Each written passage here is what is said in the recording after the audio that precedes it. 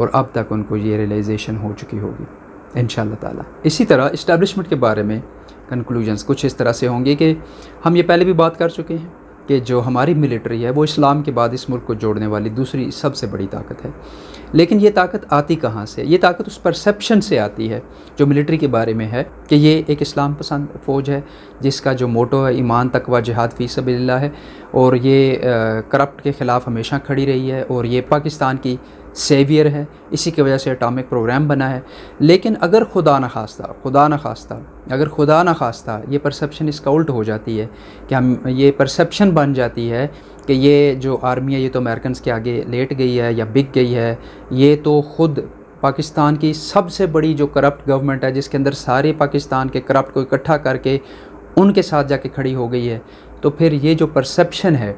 ये इस आर्मी के लिए और इस मुल्क के लिए इससे ज़्यादा ख़तरनाक कोई चीज़ नहीं हो सकती। और बदकिस्मती से ये परसेप्शन इस वक्त बहुत स्ट्रांगली बिल्ड हो चुकी है और इसे हर सूरत अंडू करने की ज़रूरत है, क्योंकि अगर इसको अंडू नहीं किया जाएगा तो खुदा न खास्ता ये इस आर्मी को अंडू कर देगी और ये इस मुल्क को अंडू कर देगी। इसी से रिलेटेड दूसरा पॉइंट है वो ये है कि हम ये जानते हैं कि पिछले 2-3 साल के अंदर हमारे मुल्क की आर्मी के ख़िलाफ़ डिजिटल फोरम्स के ऊपर 5th जनरेशन वार आगाज़ किया गया था। और फिर हमें याद है कि DGIS अपनी यूथ से ये कहा था कि हमारी जो यूथ है वो हमारी इस 5th जनरेशन वार के ख़िलाफ़ हमारी आर्मी है। और फिर हम ये जानते हैं कि वो चाहे PTM की तरफ से हो, पख्तून तहफ़्फ़ुज़ मूवमेंट ने जो लॉन्च किया था इंडियंस की तरफ से हो, एक भरपूर तरीके से पाकिस्तानी जो यूथ है उन्होंने ना सिर्फ ये किया कि उसको न्यूट्रलाइज़ किया, बल्कि एक तरह से जो पाकिस्तान का मौक़िफ़ था, जो पाकिस्तान आर्मी का मौक़िफ़ था, इस 5th जो जनरेशन की वार थी इसमें पाकिस्तान डोमिनेट कर गया था। लेकिन आज बदकिस्मती से अगर हम देखें वो इसका बिल्कुल उल्ट हो चुका है और यूँ लग रहा है कि वी आर अनडूइंग आवरसेल्व्स, हम अपने आप को अनडू करने की कोशिश कर रहे हैं। और ये परसेप्शन बहुत ज़्यादा ख़तरनाक है और इसे हर सूरत रिवर्स होना है। बिल्कुल इसी तरह हमने ये भी याद रखना है इसका सबसे बड़ा नुकसान जो होगा, जिसको ना कोई मेजर कर सकेगा और ना कभी आप उसको शायद कंपनसेट कर पाएंगे, वो परसेप्शन है जो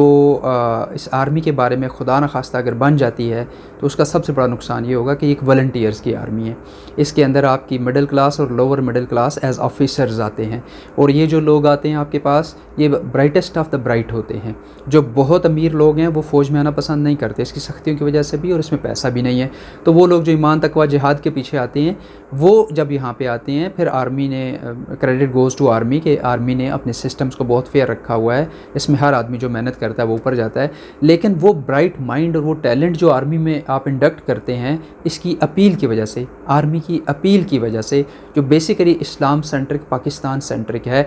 अगर खुदा न खास्ता उसको वो हर्ट होती है तो इसका मतलब है कि आपके पास ब्राइट माइंड्स नहीं आएंगे। अगर आपकी जो आर्मी है वो प्रायोरिटी नंबर 1 नहीं रहती middle class lower middle class के यूथ के नज़दीक, तो ये बहुत बड़ा नुकसान हो जाएगा। और फिर ये जो ऑर्गेनाइजेशन है जो इतना अच्छा परफॉर्म कर रही है कि ये दुनिया की बेहतरीन आर्मीज़ में आप इनको कहीं कंपटीशन के लिए भेज दें, इस मुल्क की बात करें, इस मुल्क के अंदर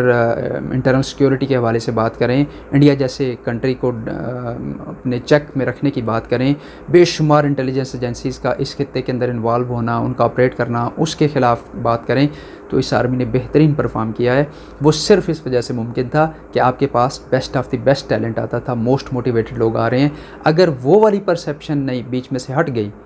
तो फिर बहुत बड़ा नुकसान हो जाएगा। पाकिस्तान के ऊपर क्वेश्चन मार्क लग जाएगा, हमारे ऊपर क्वेश्चन मार्क लग जाएगा, हम सब के ऊपर क्वेश्चन मार्क लग जाएगा, और ये किसी सूरत किसी को भी एक्सेप्टेबल नहीं होना चाहिए।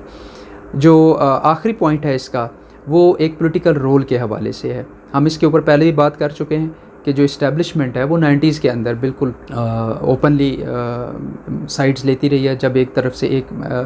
जरदारी, जिसको हमने अगर आपको याद हो तो GB कॉम्प्लेक्स का नाम दिया था, ग्वाल मंडी बम्बिनो सिनेमा के कॉम्प्लेक्स के नाम से हमने कहा था कि बारी बारी वो आते थे इस्टेब्लिशमेंट के साथ काम करती थी। तो अगर इस्टेब्लिशमेंट ने वही वाली गेम यहाँ पे समझी थी कि जो कुछ वहाँ होता रहा अभी भी वैसा ही हो जाएगा, इसको हम पहले डिस्कस कर चुके हैं, तो वो वैसा नहीं हुआ। उसकी बेसिक वजह यह है कि ये 1990-95 नहीं था, ये 2022 था। इस 2022 में जहाँ पे आपने 5th जनरेशन की वार इसी यूथ की मदद से जीती थी, अब आप इस यूथ को इस तरह से भुला कर ये वार नहीं जीत सकते थे। तो इस दफ़ा जो ब्लंडर हुआ है उसको अंडू करने की ज़रूरत है, और हमें ये रियलाइज़ करने की ज़रूरत है कि पाकिस्तान तब्दील हो चुका है। अगर हम ये कंक्लूजन्स बहुत जल्द ड्रा करके वापस बोर्ड के ऊपर नहीं आएंगे तो इस मुल्क का बहुत बड़ा नुकसान हो जाएगा, जो किसी के भी हक़ में नहीं है। हमें यकीन है कि इंशाअल्लाह ये सीधा हो जाएगा। अब हम डिस्कस करते हैं जो